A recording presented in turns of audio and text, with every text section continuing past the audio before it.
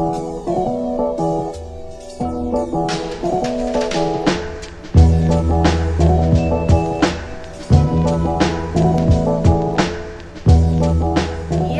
this is Vivian from the Valhalla movement, and I'm joined again with Mrs. Dr. Elaine Ingham from Soil Food Web Incorporated. Thank you so much for being with us again, Elaine. Glad to be here. Very much glad to be here. Today, we're going to be talking about the topic is urban composting. So I guess we'll just jump right into it. Is it easy to compost in urban areas, and where do you find your compost materials?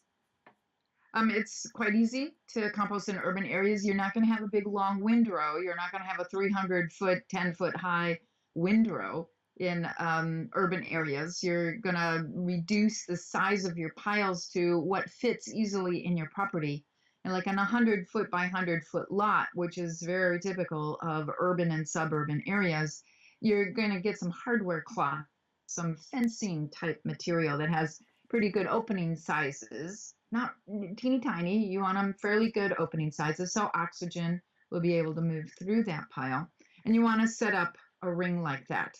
I tend to like to kind of fold the top of my hardware cloth down, because hardware cloth typically comes about 5 feet high, and that's too high for me to try to get things in the basket in the pile. Mm-hmm. And so I turn the top foot or two down, and then I'm just going to make that pile, the hardware cloth, when you put it together, you clip it together at one end, and so you're going to make that a little bit larger, like a 5-foot diameter. So you're going to get 16 feet worth of a hardware cloth, and you're going to be spending $20-$30 on that. But that's one of the only 2 costs that you're going to have from making compost in your backyard.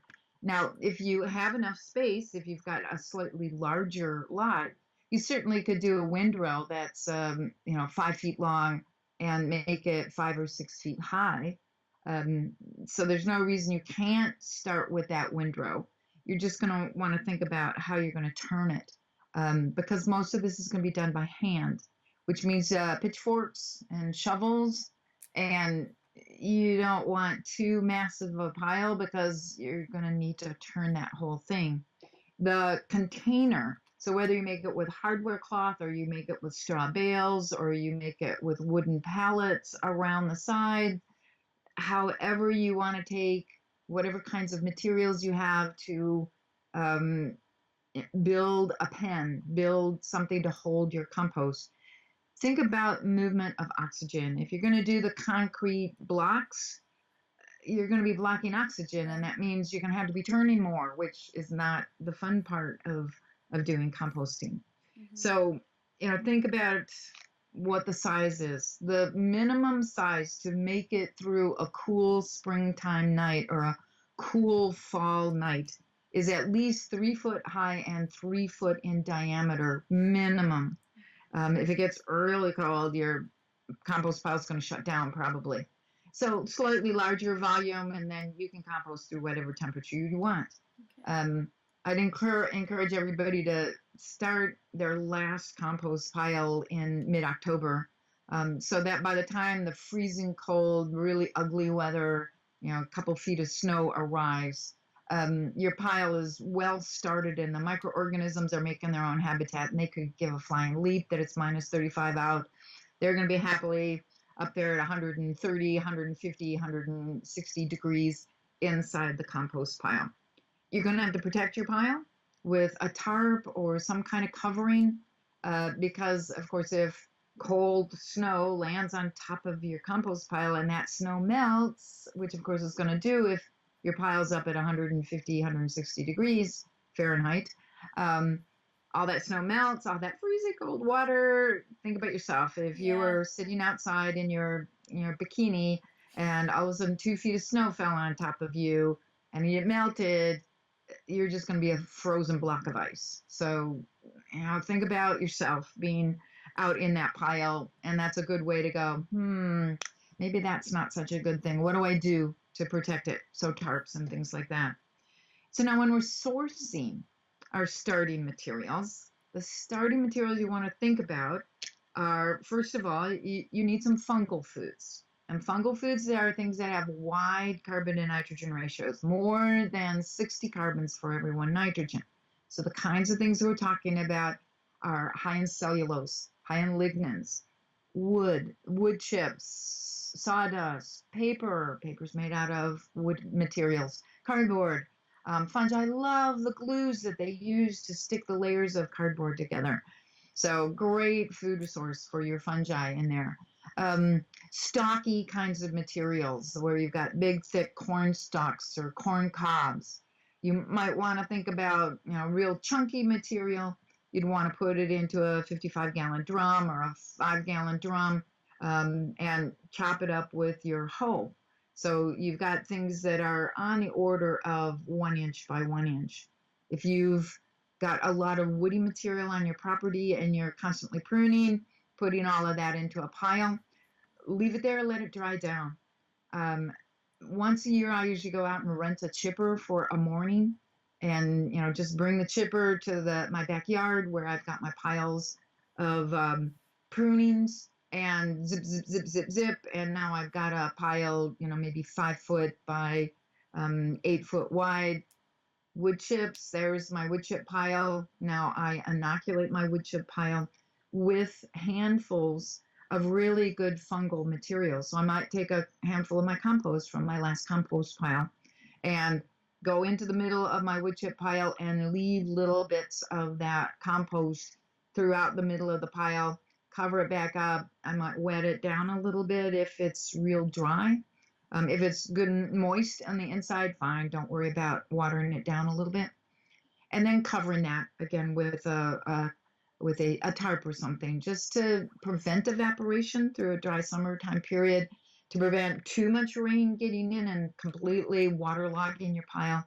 So you're maintaining moisture at about a 50% moisture level. Sorry, this is the compost pile or the wood chip pile? This is the wood chip pile. Okay, this is the wood chip pile that you're pre-inoculating with fungus. With some real good fungi, right. So that when you put it in your compost, you have good fungal presence that's going to build the structure. Right, because destruction of the really beneficial fungi is what we've done with our chemical approach to growing plants.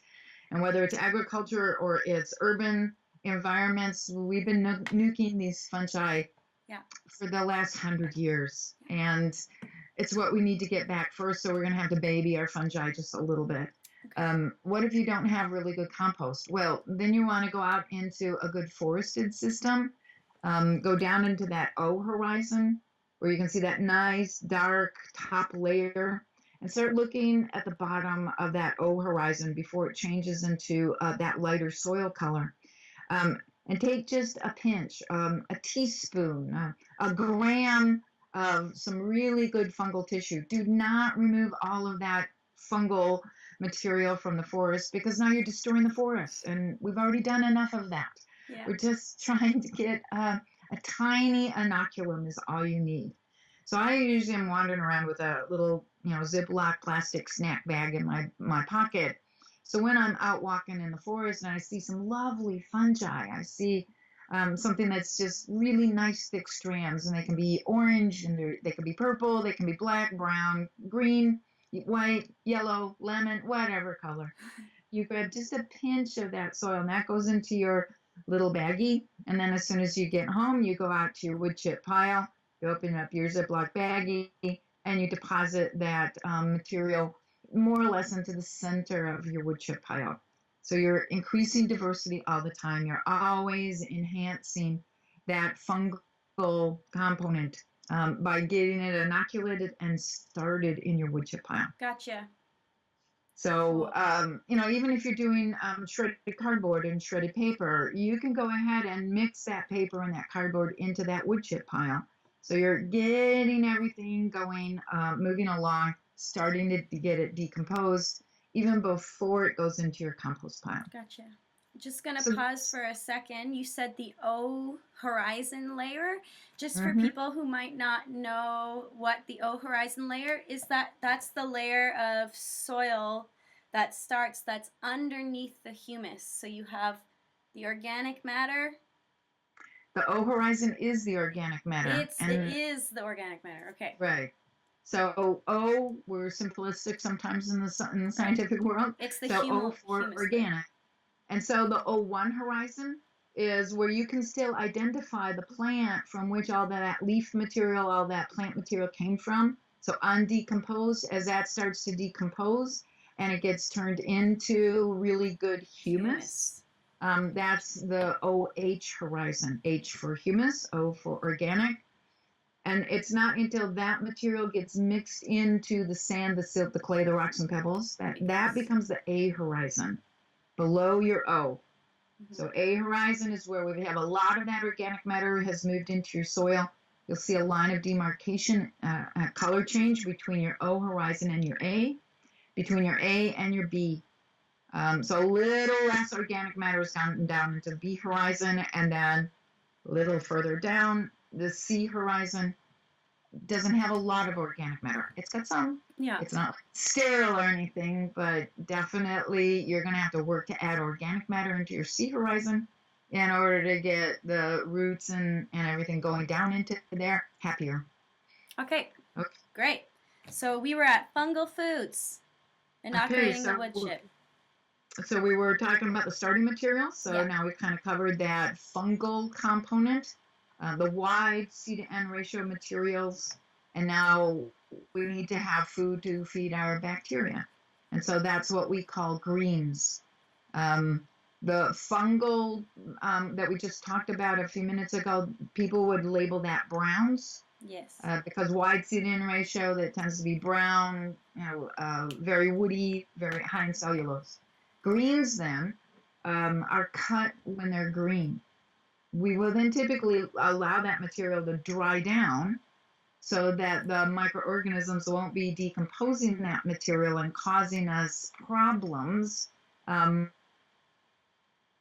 storage. So the simplest way to store your greens is to let them dry down. Unless you're going to use them right away, you want to make certain that the bacteria aren't going to be growing on there really, really rapidly, using up oxygen and causing it to go anaerobic. And that's what we mean by spoilage, is when any of that green plant material spoils, it gets those really bad odors. And the only way to get that is for it to go anaerobic. Not enough oxygen getting into that material, too much microbial growth on it, you sucking up oxygen faster than oxygen can move into it. And you can see where, like in a bale of green hay, a bale of green alfalfa, it's pretty easy for microorganisms to start growing too rapidly. Getting the middle of that bale of hay anaerobic, then your disease-causing fungi, your disease-causing bacteria are going to start to grow, and it's a mess. Mm-hmm.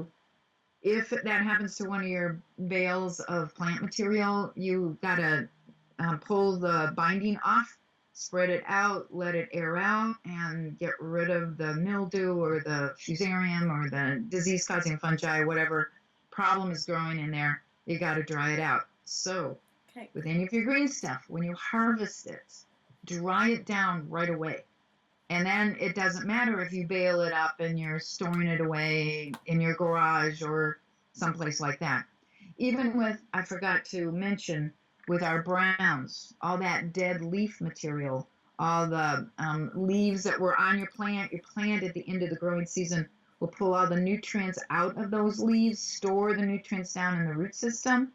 But now those leaves drop off your plant, and those browns are another really good fungal food.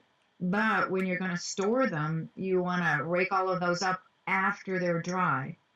Put them in plastic bags or put them in brown bags, or put them into storage, bale them up into a bale. And so you can store all of these things as dry materials.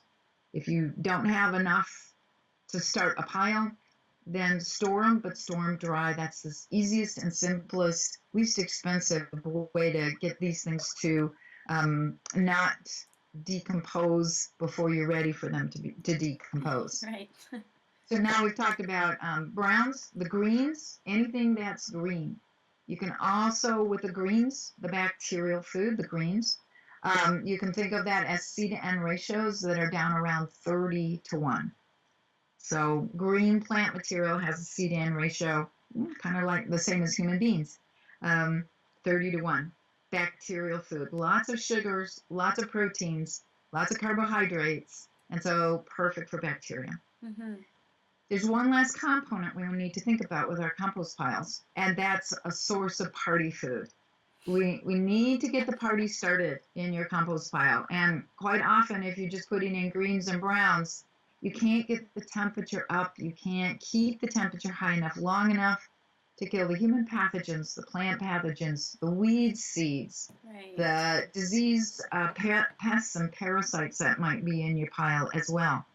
So we got to add party food. And the party food to get those bacteria and fungi growing really fast, get that heat up, because that's what causes the heat, is the growth of the bacteria and fungi in your pile. Mm-hmm.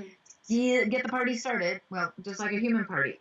What are you going to put out on the tables to attract all those human beings and get them partying, get the temperature up in your rooms, and have a really great party? Yeah, we're going to have some really good snacks. Yeah. High nitrogen. Yeah. So when in a compost pile, we've got to go out and find legumes.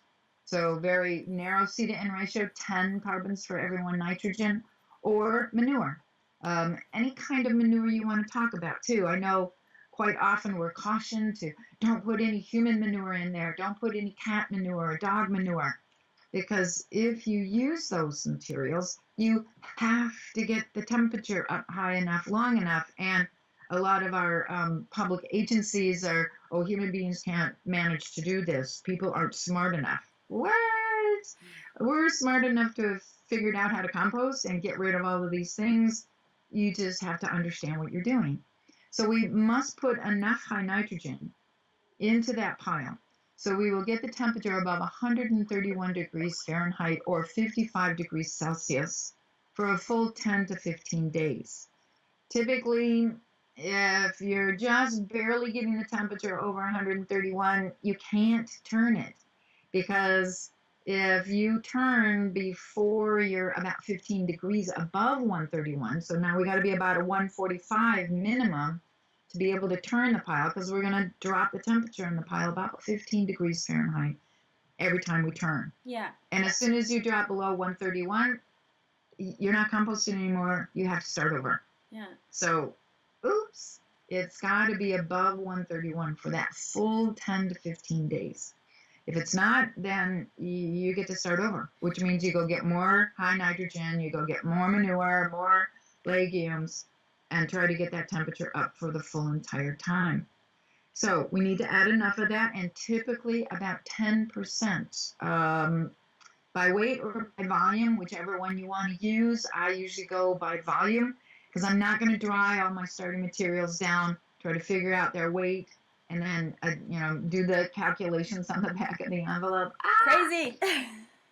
Just because then you got to wet everything back up again, and trying to wet up totally dry organic plant material, just not easy to do. Mm-hmm. So having dried things down when you're going to start using them for your compost pile, you might want to think about soaking them in a barrel, soaking them in a trough of some kind. Let those bales of hay or bales of leaves wet up in a container, so everything's up to 50% moisture when you want to start your pile. So 10% high nitrogen is the minimum of the party food that we want to put in there, so we will generate the temperatures. We want to have somewhere around 30 to maybe 40% green plant material in there. That's your bacterial component. We have lots of bacteria in our soils. That's what we've been selecting for with our current management schemes, almost strictly bacterial, which sets the stage for weeds, which is why we do such a wonderful job of waking up the weed bank, that seed banks there. We're not doing anything to suppress the growth of those weedy species. So we've got to get that fungal component in there. It's the more fungal you can get something, the less trouble you're going to have with weeds. Weeds require a lot of nitrate in order to germinate and grow. That means We got to get the fungi in there that will shift that form of nitrogen to ammonium, which your weedy species cannot use. Right. So all of our veggies, all the things we want to grow, they really like that ammonium, NH4. Put too much nitrate in there, weeds. We're trying to grow something else. So in our compost piles, we want to make certain that we're getting this really good fungal component up and going. So somewhere between 50%, somewhere around 50% woody material, depending on how much green you put in. So 40 to 50% woody material, 30 to 40% green, and then 10% high nitrogen. Okay. So I often eyeball the how much, I look at, well, if that's my bottom layer, if that's going to be 50% of my pile, then 40% green, 10% high nitrogen, and just eyeball it. You don't have to be that precise. Yeah. Some people like to get like 10 5-gallon bucket pails together. And so one gets filled up with the high nitrogen, and you pack it down to its the same kind of bulk density. And then you do 4 buckets that you're going to fill with your greens, and try to fill each bucket with a different kind of green. Diversity of food is a good thing. More species, more diversity if we're giving our organisms lots of diversity of food resources. So pack those green materials in there, so there's the same bucket density as your high nitrogen, your manure or your legumes. And then 5 buckets filled with the woody materials, so your sawdust, your wood chips, your paper product, your cardboard, brown leaves. And again, diversity is the spice of life. Mm-hmm. You're going to have more species, so every second of every day while your plant's alive, its root system is going to be protected by all of this massive diversity of organisms, no matter what Mother Nature sends as conditions. Right. We want to make sure we have organisms that are going to be growing and doing their job of protecting your root systems, cycling nutrients, warding off the bad guys, preventing any nasty compounds from getting anywhere near your roots or your plant material above ground. Mm-hmm. So that's kind of the, sourcing, storing, the starting materials that you need to think about. So just to summarize, we have also hardware cloth. Could that be replaced or mimicked by geotextile? That was just a personal question of mine. I'm talking about hardware cloth. The hardware cloth, because you've got to have something that's able to stand on its own. Okay. Because it's going to be the sides. You want to be able to set that up and then layer your starting materials into the pile. And quite often you can use the wire rungs on the side. So if I count 5 of those rungs, well, there's my 50% of my woody materials. And then there's my 40% of my greens and 10%. You then typically want to take the pile, the hardware cloth off, and set it up next to your pile, and now right away turn that pile while you're wetting it up, making sure that everything's wet enough. You've got it up to 50% moisture, and so there's the first initial thing you're going to do with that pile to get it all mixed together. Wow. Okay, that's a neat trick. So we have fungal foods, and there's a recipe here. We're talking 40-50% fungal food brown material, 30 to 40% organic matter green stuff that includes kitchen scraps, and high nitrogen material, 10%. Are there other more like fungal foods that people can be putting in their compost that they might have lying around in their kitchen? When you're thinking about waste materials, so corn cobs are going to be in that category of woody materials. Just chop them up a bit. Stock material, it's like bamboo. If you've got, I'm trying to think of what people might have as food waste in the kitchen. What about oatmeal? Dried oatmeal, oats? Yeah, definitely on that on the fungal side. So C/N ratio of oatmeal is typically around 60 to 70 carbons for every 1 nitrogen. Um, so and really think about the oatmeal that has a lot of the seed coat still left in it. When you're buying like baby oatmeal, it's often just the germ, Right. and so much narrower seed to N ratio. It's typically going to be up around. It's going to be more green plant material. Right. So sometimes if you're not really sure, you can add it into your compost pile and see what the effect is on your bacteria versus your fungi.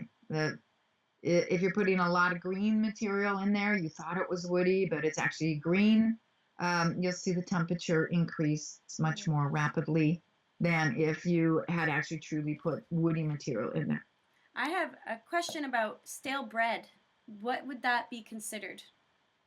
I'd want to know what the bread was made out of. Okay. If you get something that's high in bran, that's definitely going to be fungal food.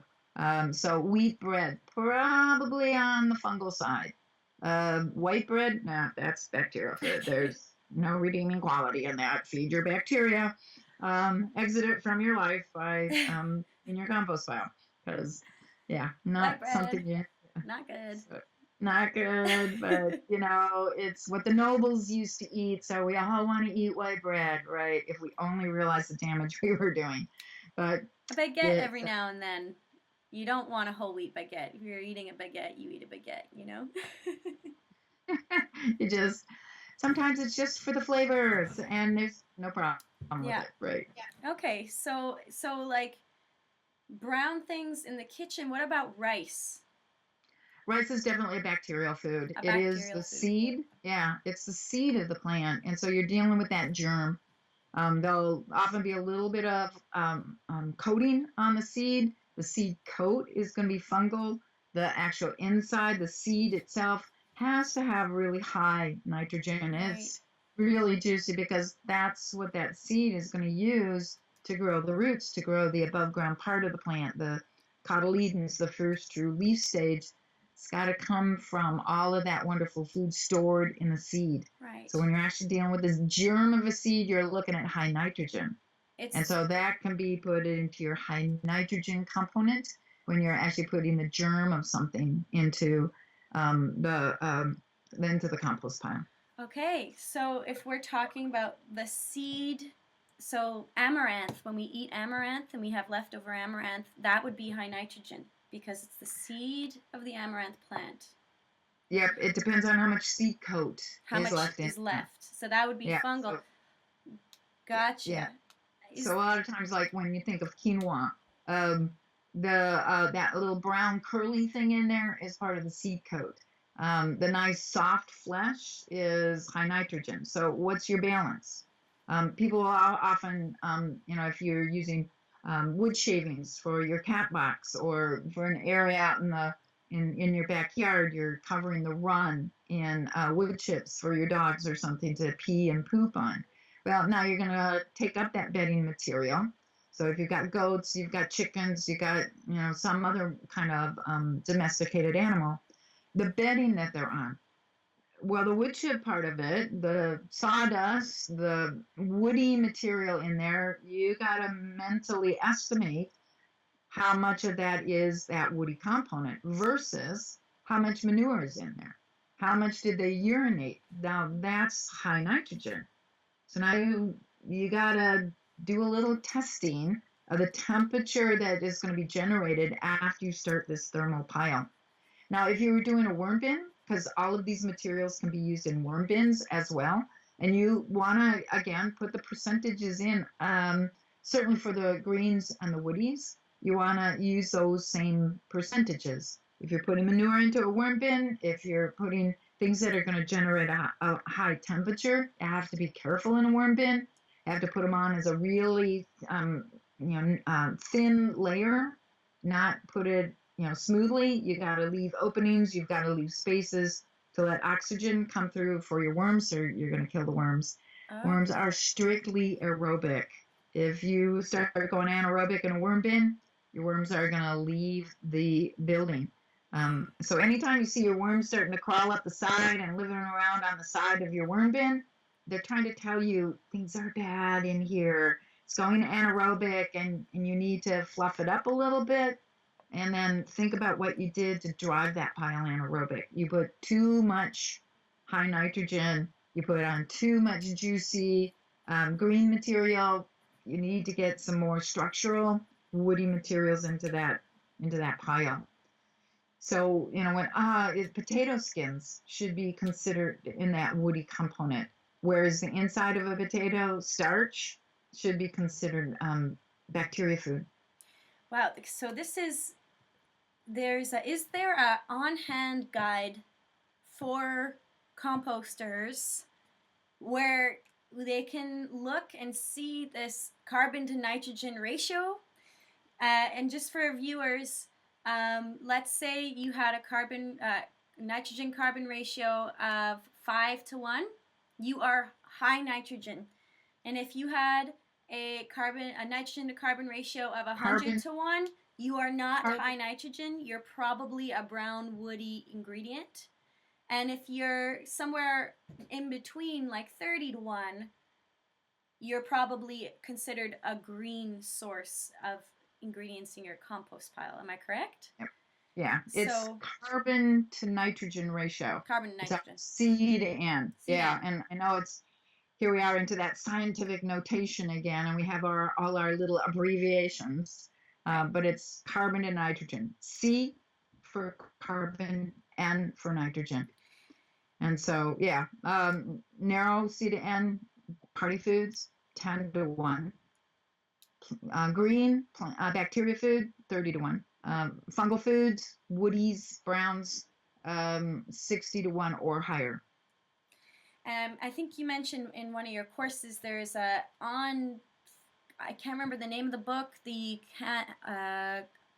field guide. Farm composting manual. And they do have a good list of the sit-in ratios of a lot of materials. Just don't take them as absolute truth. Okay. They messed up in a few cases, so grain of salt on a lot of that. For example, they have corn stalks as being having a C to N ratio of 8:1. No, wrong, not the case. Okay. Corn stalks have a C to N ratio of about 120:1. Whereas the cob is going to have a C to N ratio about maybe 60 to 80:1. But the seed, if there's any seed left on the cob, the seed has a C to N ratio of 10:1. So you can see where if somebody doesn't really know what we're talking about here, they aren't clued in, they could take a cob that's chock full of seed. And if you grind all of that up, you're going to have a C to N ratio probably up around 8:1. Right. But that's because they're including two different components. The cob itself, the structural inner part, is very wide C to N ratio, whereas the seeds, 10:1, maybe even more like 5:1 on some of those seeds. Corn takes up a lot of nitrogen, so the seeds can be quite high in nitrogen. Right. So differentiate between the two. Right. It's tricky business. Before and sometimes if you're people watching the podcast are just like, I'm so frustrated, I can't figure out what the C to N ratio of this is. Send an email. I've got lots of students that work with me, and I tend to give them those kinds of questions to answer. And then you strike up a conversation with somebody who has a little more time than I do to answer those kinds of questions. It's important to understand. Yeah. Now, when we get started with the actual composting process, there's another way to tell whether your C to N ratios, whether the foods that you put in there actually were what you thought they were, and monitor temperature. So in a compost pile, thermal compost pile, monitor the temperature. In a worm bin, monitor whether your worms are trying to leave the building, whether they're run away, escape. You put something that was too high in nitrogen in there, and you better get in there with your fork, gently fluff it up, and add in some more paper, cardboard, brown leaves, to balance that high nitrogen the organisms are growing so fast, they're sucking up the oxygen faster than the oxygen can diffuse into the material. Mm-hmm. So with our thermal piles, we, of course, if you put your pile together, stick the thermometer into the middle. So, let's say this was your pile. The hot part of the pile is going to be right there, slightly below precise center.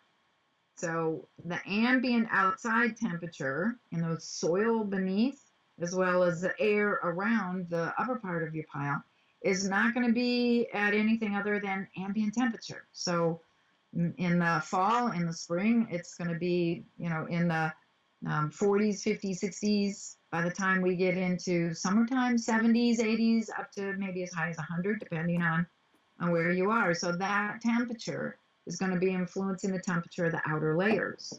But the growth of the microorganisms in the center are going to get the temperature to start climbing.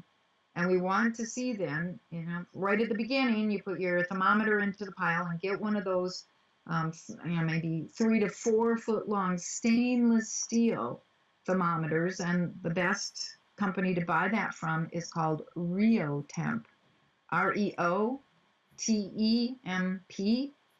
least expensive stainless steel, really good faces on the actual measuring part where you can read what the temperature actually is.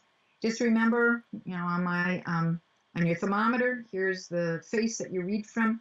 The sensing part of that thermometer is right in the tip.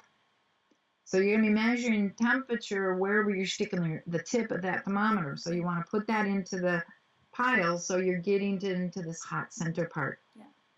You might want to mark your thermometer so you're always going in exactly the same depth. So, sometimes you don't want to be taking your temperature from maybe out here sometimes, maybe from in the middle sometimes, maybe because you're going to have a huge variation in the temperatures that you're reading. So be consistent with the depth that you go to. Might actually even want to mark it on your stainless steel thermometer so you're always going in the same depth. And now you want to start looking at temperature. Temperature should start at ambient, and within a couple hours you should see the temperature going up by maybe 10, 15, 20 degrees. By the next morning, when 18 hours, you want to see that temperature climbing up to around 131. You want to see the temperature get over 131 degrees Fahrenheit, 55 degrees Celsius, within 24 to 48 hours. If it's not climbing up like that, then your high nitrogen source wasn't high nitrogen. And now you need to go find a high nitrogen source and get it added into the pile so you can actually start composting. Right. And so it's still legal here to add more stuff to your pile as long as you haven't started composting. Right. And you don't start composting until you're above 131 degrees Fahrenheit in a thermal pile. In a worm bin, you haven't really started composting until the worms start mixing all the food that you put into your pile, and they get that mixed in to the pile so the surface of your compost is nice and flat. And now it's time to put more food in. So it's easy in a worm bin to make certain that they process everything before you put anything more on. For that layer of fresh food that you put in, you need to make sure that disappears within 3 days. Otherwise, you'll start growing some fungus gnats, fruit flies, house flies, all kinds of, you don't want those flying around in your house or even outside. Yeah. Not the kind of decomposition that you want. So make certain you don't overfeed your worm bin. People often then say like, well, what if I forget to feed my worms? If you've been putting some organic matter in there and they've had some pretty good meals that you've sent them, don't worry about it. My worms routinely will go 2-3 weeks without being fed because I'm off giving talks someplace. That has never killed them. It's not a problem for your worms to reprocess their own materials as long as it stays aerobic. So there's the problem that people have messed up when people say, oh, you'll kill your worms if you let them reprocess their own worm cast. No, it's not. They can't reprocess their own worm cast because what do worms actually eat? They eat bacteria, fungi, protozoa, nematodes, microarthropods. They're eating critters. Worms are predators. They're not decomposers. So they can reprocess worm casts over and over and over again because it's just lots of really good bacteria, fungi, protozoa, and nematodes on the cast material, and that's what they're eating. Don't let it go anaerobic. That's what will kill them. That's what will make your worms leave the building. So, Sorry, go on. so with the temperature, we want to get in our thermopiles. I keep jumping back and forth. I hope it's not too confusing for people. So with our thermopile, we want to see that temperature climb within 3 days, up above 131 degrees Fahrenheit. As soon as it starts getting up around 160 to 165, your pile is probably starting to run out of oxygen, so you want to turn. What's that temperature in Celsius? That would be up around 65 to 70 degrees Celsius. So when in doubt, just check me up on the Celsius readings by going to a table on the internet and making sure I'm doing the proper conversions.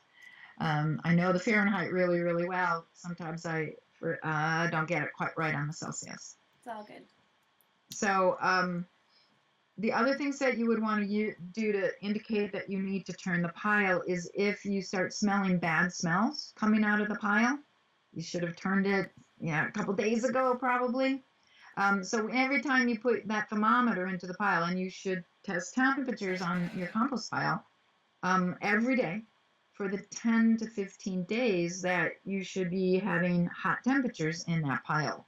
You want to make certain your pile doesn't escape from you. Mm-hmm. So make certain that you're going to be home for the 10 to 15 days after you put your pile together, right, so that you can be there to test it. Make sure once a day, pick the same time more or less every day, first thing in the morning, first thing when you get home from work in the afternoon, so you're there to turn it if it needs to be turned. So stick your thermometer into the pile every day, check the temperature, but as you pull that thermometer out, smell the tip, so that the very tip where you're measuring, as you pull that out, pass it by your nose, and if you go, oh my goodness, that's bad, that means you got to turn it. Despite the fact that the temperature might not be indicating it needs to be turned, if you're starting to go anaerobic in the middle of the pile, you need to turn it, because then all the bad things are growing. So go ahead and turn it. Do you turn it and add foods in that? No, you can't add foods once that temperature gets above 131. Right. You cannot add any more foods, because then you'd have to start over again. Yeah. So, and that means adding all of the components back again. So you're going to turn it. You'll drop the temperature down immediately. Again, the microorganisms will start to regrow. So hopefully by the next day or two, you're going to have to turn it again. And that drops the temperature down, gets oxygen into the pot, mixes everything nicely, so you're going to have a nice uniform product. As soon as you turn again, the temperature starts to take off. It ought to be a couple days before you have to turn it again. Drops the temperature, it'll be definitely a couple days, 3-4 days maybe, till you have to turn it again. Hopefully by the time you get to day 10 or 15, when you turn the pile, the temperature does not get back up to a turnable temperature, 160, 165. You'll see that the temperature starts to climb, and then the organisms have run out of the real simple, easy-to-use foods. And so the temperature on that pile is going to start coming back down to ambient. If you've really done this right, that temperature is going to be back at ambient along about day 25 to 30. So you should be finishing that pile within a month. If it drags out, if it doesn't quite get back to ambient, close enough, probably not a problem. It's when you remain more than 15 degrees above ambient, it went anaerobic in the pile, things didn't get turned on time. So your next pile, learn the lesson. Make sure you're out there checking the smells, checking temperatures. Mm-hmm. One other thing we have to talk about is moisture in the pile. The pile needs to remain around about 50% moisture. Your microorganisms are going to be happy little campers. They're going to be doing their job. You're going to be getting the temperatures that you want to see at about 50% moisture. Worm bin needs to remain about 70% moisture. So how do you test for moisture?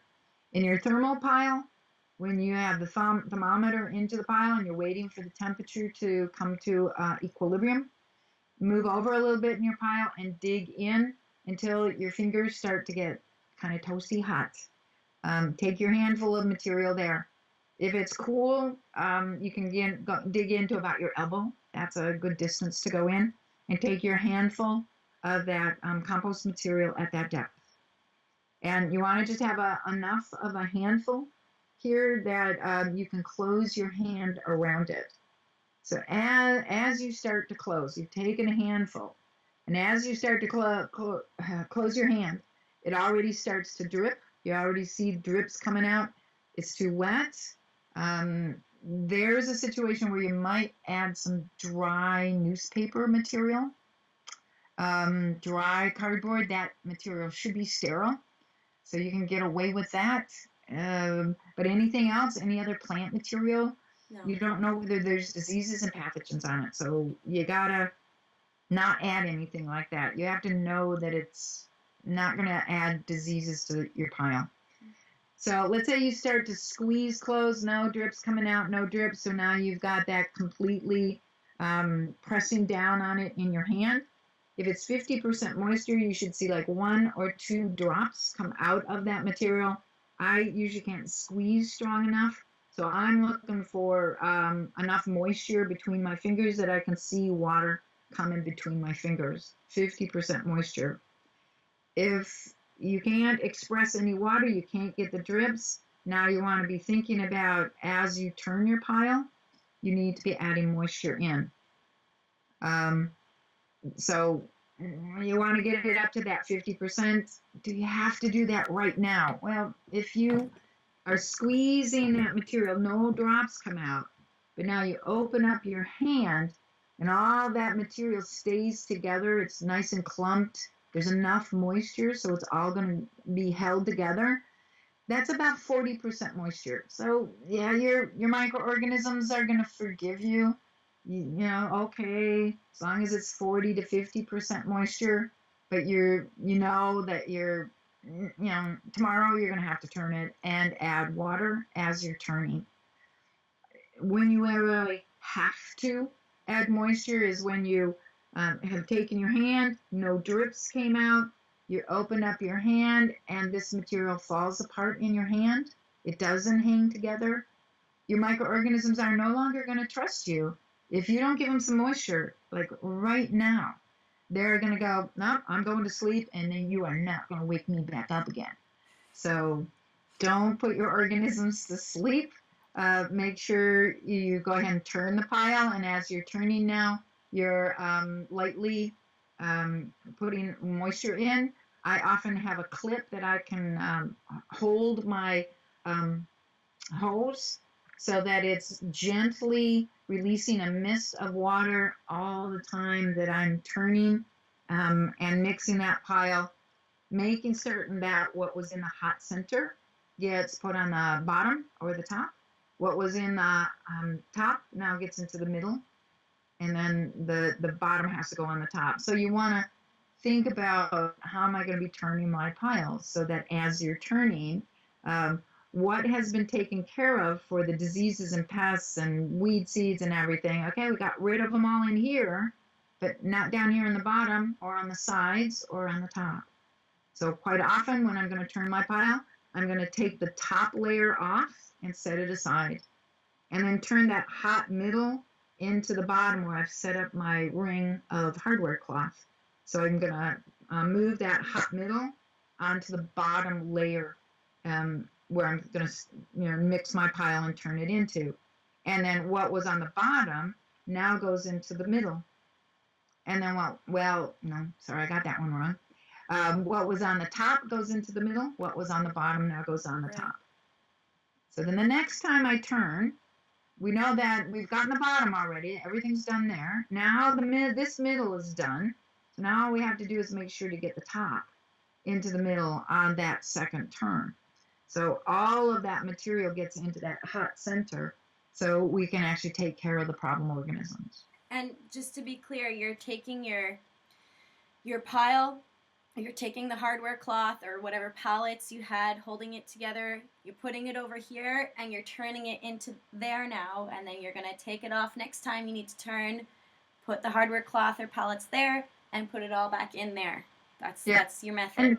And so typically if you're using the hardware cloth, because it's easily just unlatched, pulled off, and then set up next to where your pile is now freestanding, it's really easy to take that off, and now you just turn back into the same hardware cloth. With pallets, they're too hard to move. So you would want to set up a system where you would pallets and then another little set here and a third one. So when you're turning, you would take the top of that material off, turn the hot middle into the bottom of the second chamber that you built with your pallets, and then the top goes on to the middle, the bottom goes on the top. Then with the next turn, you're going to reserve the top, the hot middle goes onto the bottom, the part that hasn't gotten into that middle goes into the middle now, and then what was on the bottom goes onto the top into your third chamber. So you want to build 3 chambers. If you're doing straw bales, same thing. You want to have 3 chambers put up, concrete cinder blocks, whatever mix. Even I've even seen people take 55-gallon drums, drill them full of holes, lots and lots and lots of holes in the bottom as well, and use that as a chamber. And then you just need 3 of them kind of lined up so you can turn and turn. That works as well. So I just find the hardware cloth the easiest thing to use because I only have to have 1 container. I'm not using up more of my yard than you want to. Having those things sitting around. That's good advice. That's really great. Can we talk more about vermicompost methods? Talked a lot about thermal. Let's talk more. How would you do a vermicompost? And question from somebody I work with. His vermicompost, he brought it in, and I took a look at it. And the bottom of the compost was anaerobic, and the top was aerobic with the worms. And he's going, vermicompost, does it work? Do we have to take the bottom stuff that's gone anaerobic and process it back through? How do we make it aerobic? Does vermicompost, does this how it work? Does it just, the bottom just goes anaerobic and that's that? And I looked in his anaerobic part and I looked at even the aerobic part, and there's no fungus. So my guess was he didn't put the fungal foods, the structure wasn't built, and so as the worms, because the worms are aerating, well, that's why the top was still aerobic, because the worms are there, and the bottom went anaerobic. Yeah. So let's dive into to vermicomposting. How do you do it, and what specific? If you were living in an apartment that had no backyard, no balcony, nothing, what would you do? I would tend to get little sieves, and so the bottom has air holes in it. You want the opening sizes to be large enough for the worms to crawl through.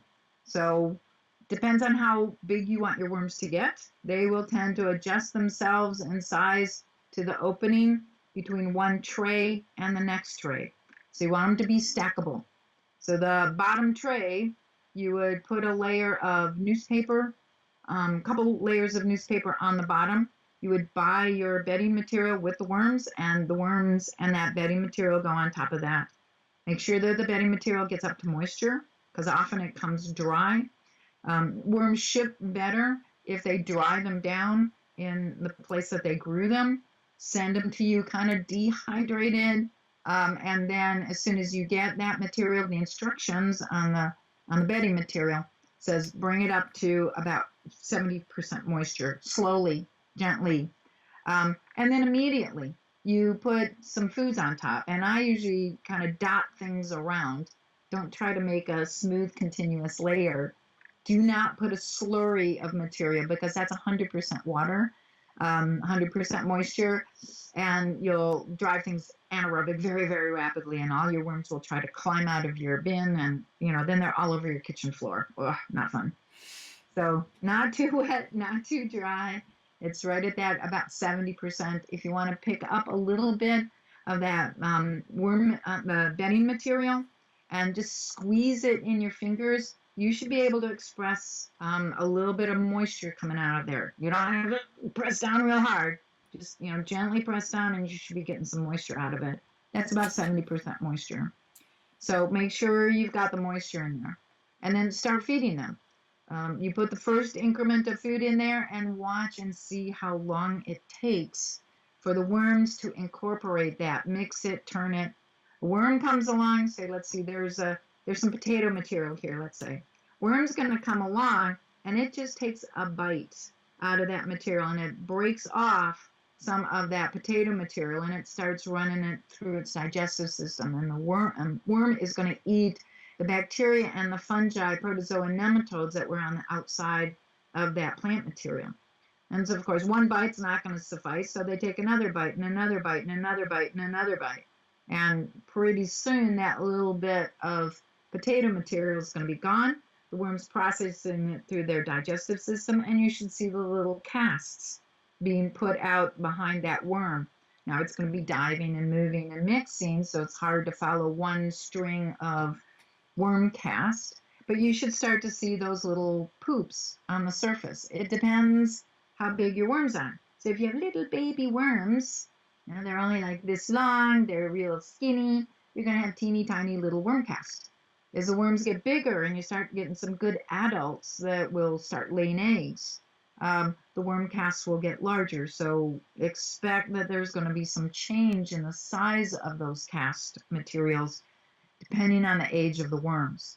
And you want to start developing that adult population that will start to lay eggs down a bit deeper in your compost. So you started with bedding material, you've been feeding, and the worms usually take all of that, and you can't even tell that you added anything into your compost bin because the worms mix it so well into that layer. So you add another layer. As soon as that food's gone or mostly gone, you put in another layer. Just make sure that the worms are taken care of.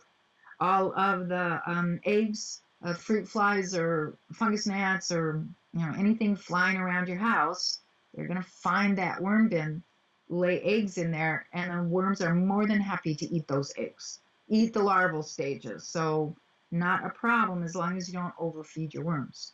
And so you just keep feeding your worms, feed them more, and eventually that layer of worm compost is going to start getting close to the top of your sieve tray. And that's where you then want to put the next tray on top. And now you feed here on the top of the little holes that all the worms can come through. And as you start to feed here, the worms mix that all together, and eventually now you've got a good layer in your second tray. When that happens, you can think about, as soon as most of your worms are up here, you can lift that tray off, take your tray that's full of your worm compost away, put the tray with the worms back down on your surface, and you probably want it sitting, you want those trays to be sitting on something, little legs or a tray of something that will catch liquid coming through your worm bin, so that air is constantly coming up below.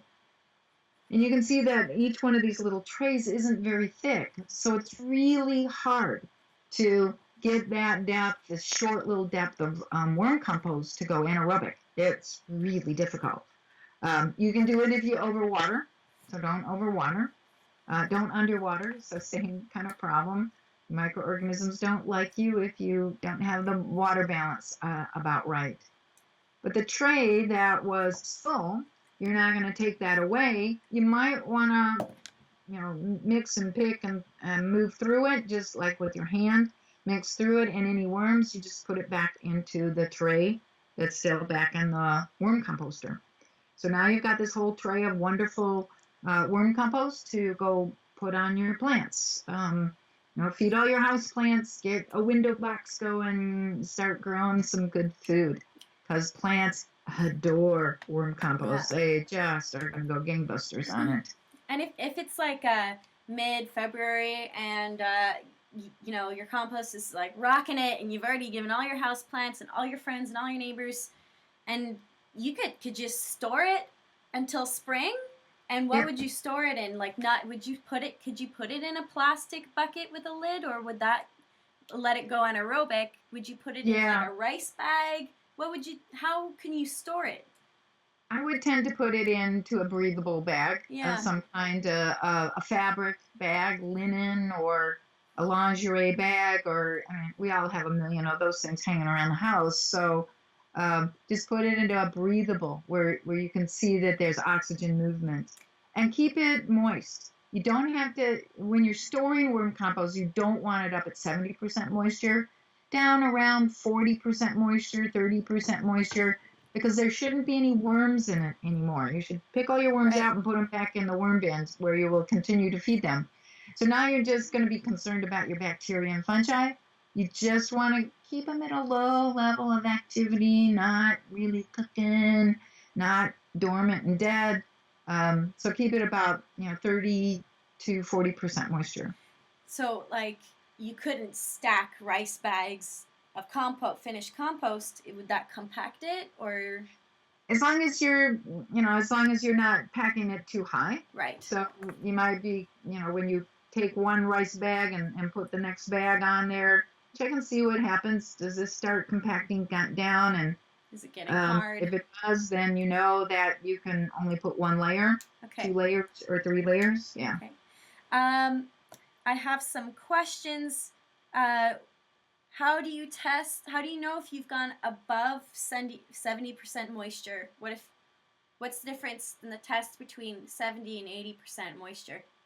So when you at 50% moisture, when you squeeze, you can only get 1 or 2 drops, little bit of water. If you're at 70% moisture, as you start to squeeze, you're gonna start getting some drops. Okay. So that's the difference. You're at 100% if you pick something up and it already starts dripping. That's where red lights should go off. 100% bad news. 70%, just as you start to squeeze, you're going to be able to express a drop or 2 of water. Okay. My second question, the liquid that comes from the bottom of a vermicompost. What I've been to workshops. People are calling it compost tea. People are calling it compost extract. People are, and there's different kinds too. There's some liquids that people that have a good vermicompost, it smells great, it's fine. And then there's like this oozy, weird color, kind of funky looking liquid. So there's different kinds of liquids that are coming out of the bottom of a vermicompost bin. Yeah. Please tell me that that's not compost tea. That is not compost extract. Right. That's clear. So what is it, and how do we use it? So let's go through some definitions so that people understand what compost tea is, what's compost extract, what's a compost leachate. And that's really what's coming out of a worm bin, where water is passively moving through that worm compost and dripping out the bottom. That's a leachate. And you don't have any of the good organisms in there because bacteria and fungi are glued, they're bound, they're held. And so through passive movement of the water, you can't get any of the organisms out. So that leachate that's dripping out the bottom, well, that's kind of like when you're taking a handful of that material, and as you're picking something up, it's already dripping. If your worm bin drips on its own, it's at 100% moisture, and it's going anaerobic. You can't get oxygen movement through something that's 100% moisture, and also be able to move oxygen through it. So if you've got drips coming out of the bottom, please only for short periods of time. People will quite often water their worm bin so that they purposely make a leachate. And so you're pulling soluble nutrients, you're pulling enzymes, you're pulling hormones, any of the humus, the humic acid, the fulvic acid that's soluble is going to be pulled out when that happens. And so collect that leachate. It can be fantastic stuff. But then think about the fact that you're not getting biology in it. So you're not going to permanently alter whatever you're putting that leachate into. Very short-term response. You're going to see maybe a week, 2 weeks of benefit from putting on a worm leachate. So it might be very good. You get that burst of growth. But then think about, we're putting hormones on our plants. We're putting specific compounds to force that plant to do something. Is that healthy for the plant? Only if we've got the biology in the system. So to make a compost extract, you've got to take some of that compost and you have to massage it. You have to give the pressure to rip the organisms off those surfaces and into the water. So an extract requires a fair amount of water pressure to rip the organisms off and into the water. Because remember, they're glued, they're bound. They don't just come off because water moves by them. They don't want to go in that water. They want to stay attached to their food sources in that worm compost. If we're going to talk about a compost tea, we first have to extract. As I just described, you got to use that water movement to extract the organisms off the surfaces of the compost bits. And then you also have to add additional foods. Tea requires a brewing time. And that means we're putting foods in to that extract to get the organisms to grow. And we're going to give them 24 to 48 hours to grow. So only if you've allowed that growth time can we really actually call that compost tea. So it's got to be brewed, but it has to stay aerobic the whole entire time we're brewing. So, people should not be calling it a worm tea because they're just grabbing the water that's coming through and it's therefore 100% moisture. If that bin is dripping all the time, constantly water's coming out, that worm compost is anaerobic. And what kinds of waste products are you getting out of a bin that's anaerobic? You're getting some nasties. You're getting some acids that will kill your root systems. You're getting some toxic materials, some terpenes and tannins and phenols. So be really careful. If it smells bad, it is bad. Throw it on your weeds. Kill your weeds. Don't be killing your plants. So that's the difference. Compost leachate, compost extracts, and compost teas. Okay, so leachates are not a good thing. They're not a good sign unless you're doing it on purpose. Right. Yeah. If you're purposely putting water in there, letting it flow through, but then you let the pile dry down to 70% again. And so it's you can't be putting water on your bin all the time. It's anaerobic. So, I mean, if you wanted to make a leachate on purpose, you would flood your vermicompost bin, and then I guess after, to get it back to 70%, you wouldn't add green materials or high nitrogen materials. You might add some brown materials.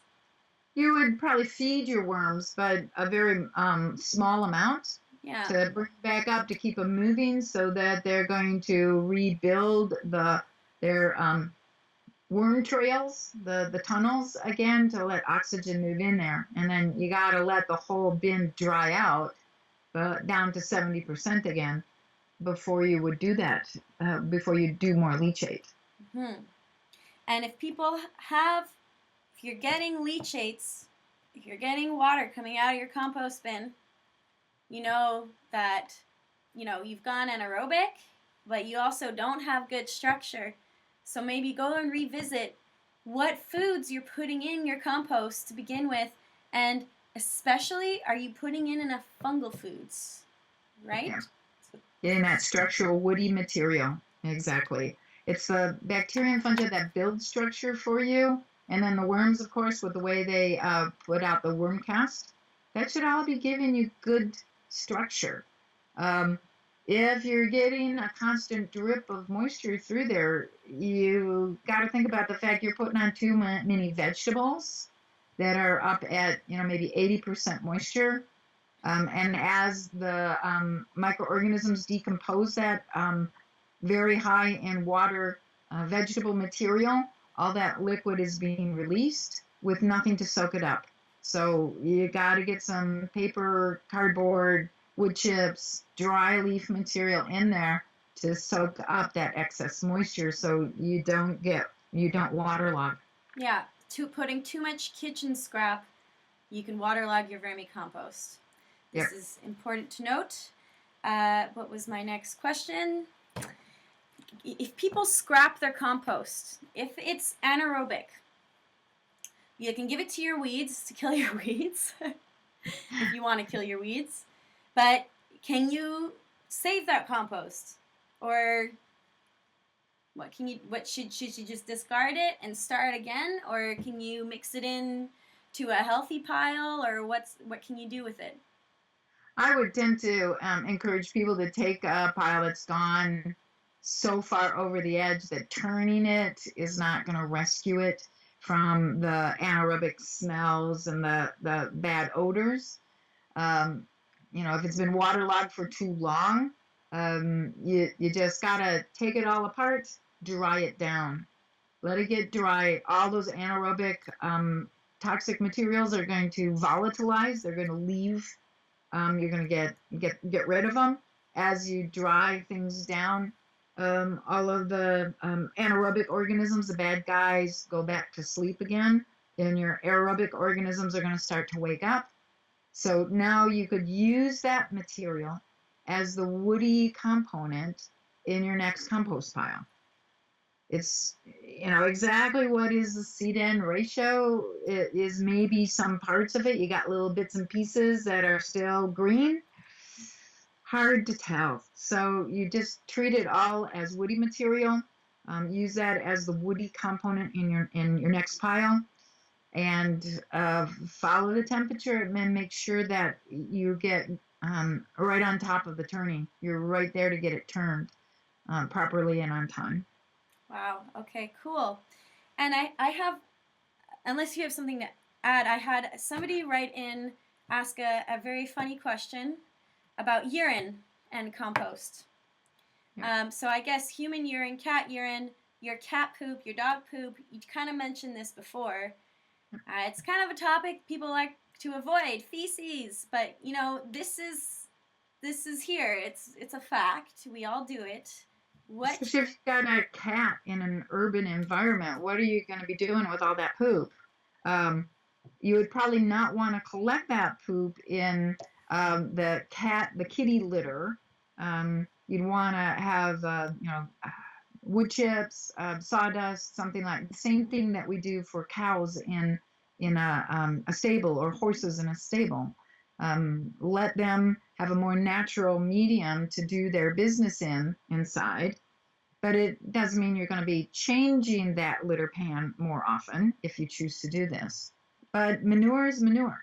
Cat manure, dog manure tend to be extremely high in nitrogen because we feed those animals a lot of meat.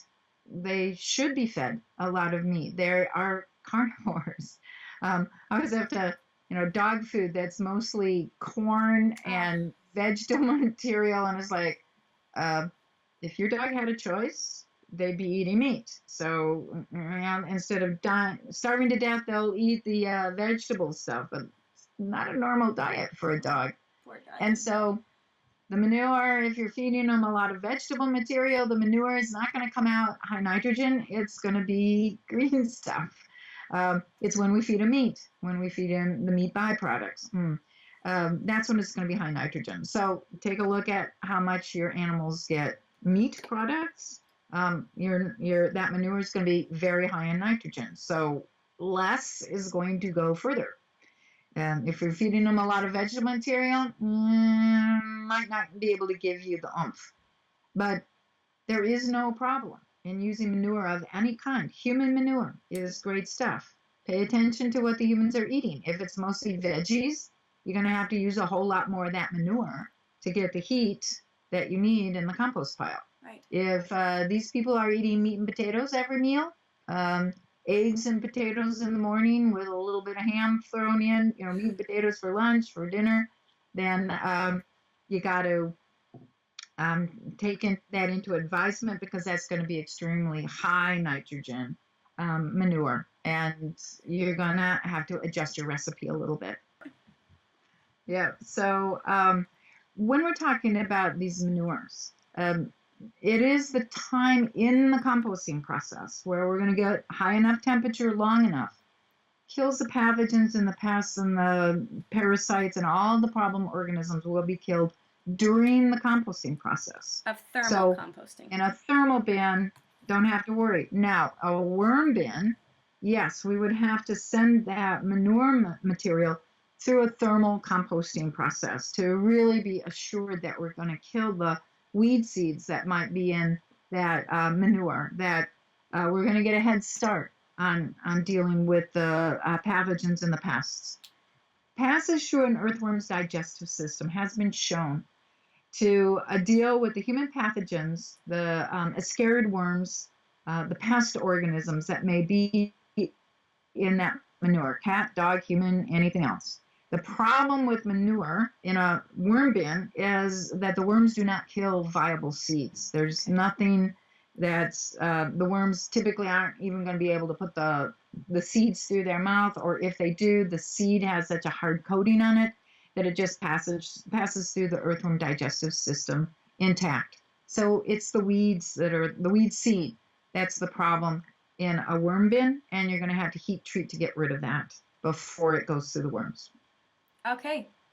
Okay, so you heat treat the manure just to kill the weed seeds, but you could technically take your cat poop, put it in your vermicompost, and not worry about pathogens, because the digestive tract of a worm is going to take care of that problem. What you have to think about with cats is, have they gotten into the catnip? And have they actually eaten the seeds of the catnip? Or you could have some catnip coming up in your, where you've put that worm compost. So dogs, you gotta pay attention to what they're actually, they're going outside and they're eating grass along with the grass seed.